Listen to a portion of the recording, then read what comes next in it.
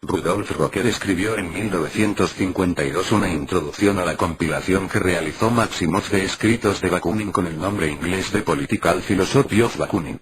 El alemán consideró que el ruso era una figura única entre las personalidades revolucionarias del siglo XIX, una mezcla de pensador sociofilosófico y hombre de acción siempre dispuesto a agitar cualquier esfera humana. Bakunin tuvo un papel destacado en dos grandes períodos revolucionarios.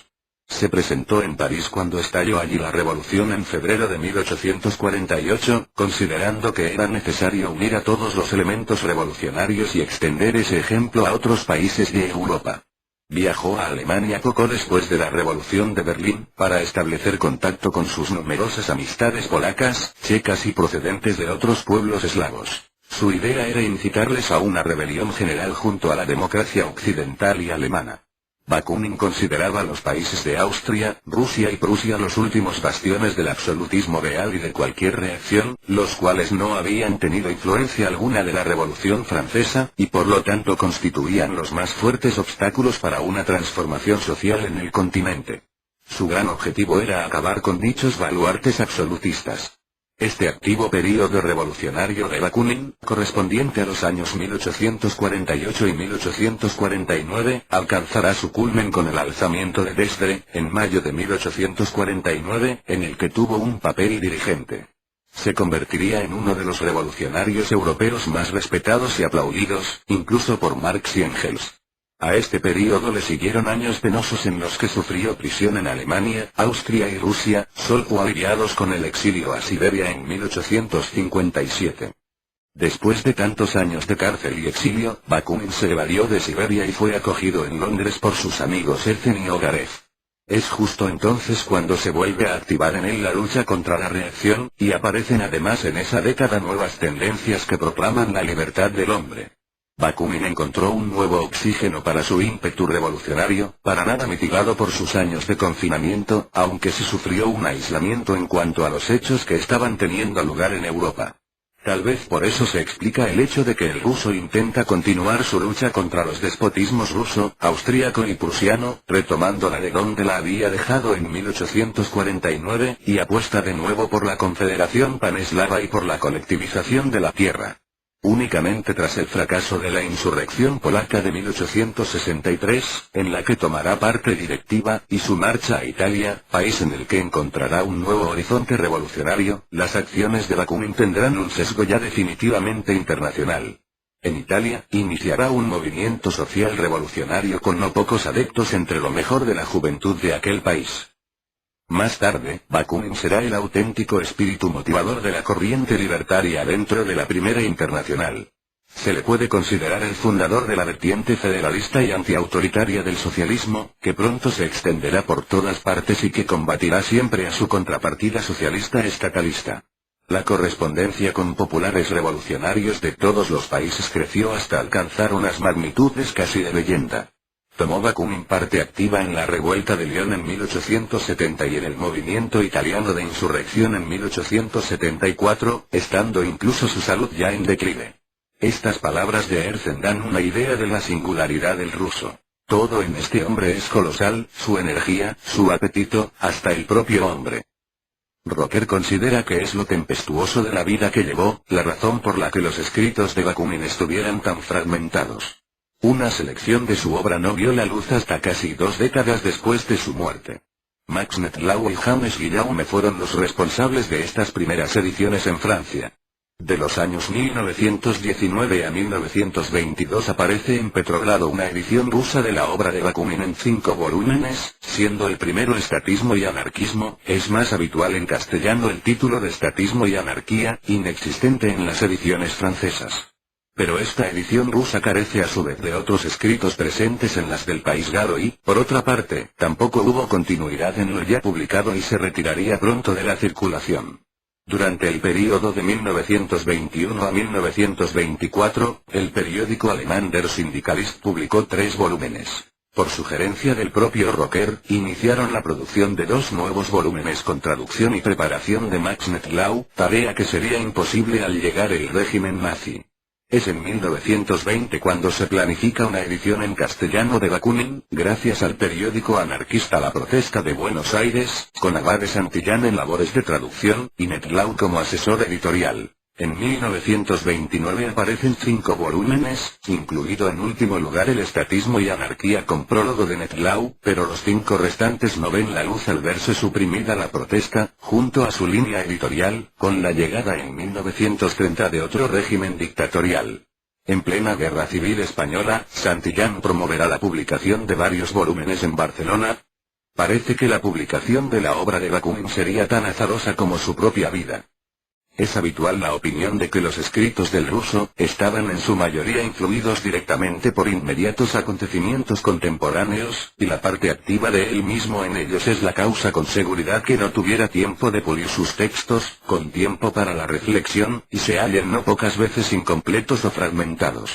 Gustav Landauer diría: he querido y admirado a Mijaíl Bakunin, el más seductor de todos los revolucionarios, desde el primer día que le conocí porque pocas disertaciones están escritas tan vivazmente como las suyas, y este es quizás el motivo de que sean tan fragmentarias como la vida misma.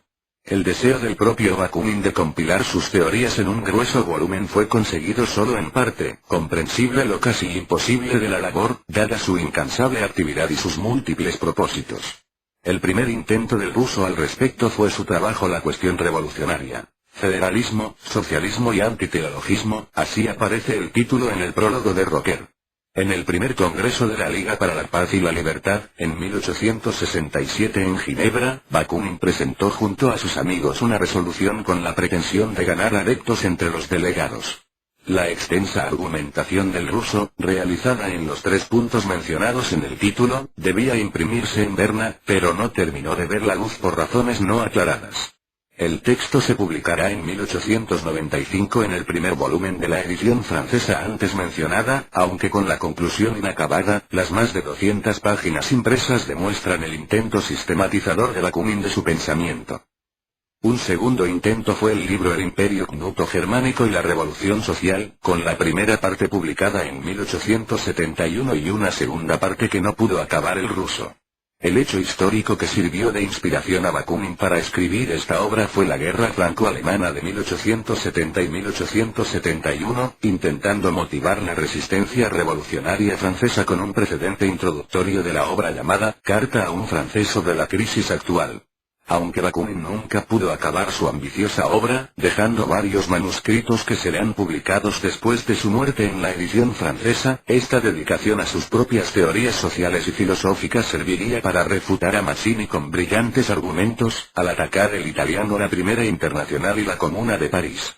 Rocker considera que estos escritos polémicos de Bakunin contra Mazzini, especialmente la teología política de Mazzini y la Internacional, están entre lo más brillante de la obra del ruso. La última obra importante del gigante ruso será Estatismo y anarquismo, o Estatismo y anarquía canto de cisne de Bakunin, según Max Netlau, aparecido en 1873.